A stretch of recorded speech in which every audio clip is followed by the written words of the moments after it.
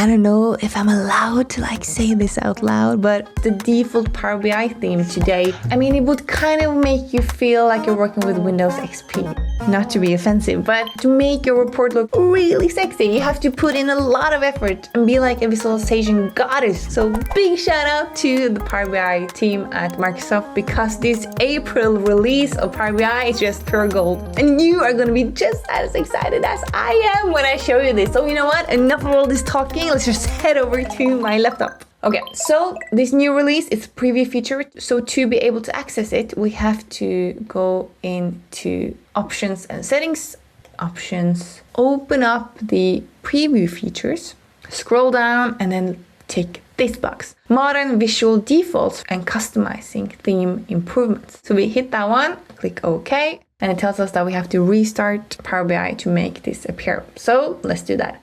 And then we need to open it up again, and now breathe in, breathe out, because we need to like center ourselves before this experience. If we go to view, we open up the theme setup here, and then we go to customize current theme.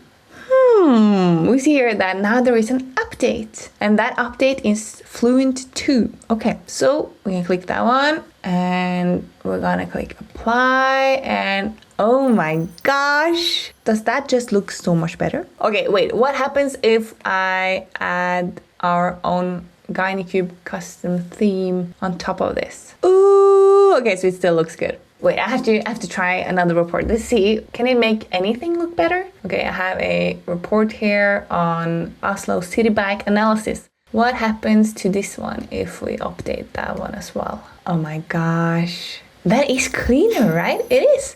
Wait, let's try one more. Let's do this one. So AdventureWorks, okay, cool. I mean, I think this looks kind of good already, but what if we update the base theme? Oh wow, okay. So now for this report, it also completely changed everything. So I guess for some reports that you have already put some effort into, maybe it doesn't make sense to switch to the Fluent 2 base filter. So I guess if I don't like this, I can just go back to the custom setup here and go back to the classic 2026 setup and apply. And we're back to what it was. Cool.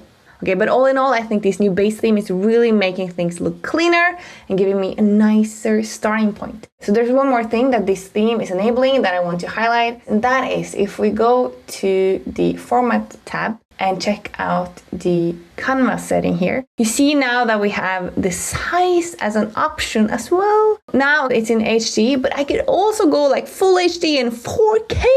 Ooh, you can do that now as well with this new theme. What do you think? Let me know in the comments below. Also, if you like this type of video with visualization stuff, give it a thumbs up and remember to subscribe. Another video is coming your way. As always, thank you so much for watching from Adam, Patrick, and this gal right here. And I am excited to see you guys in the next video. Bye!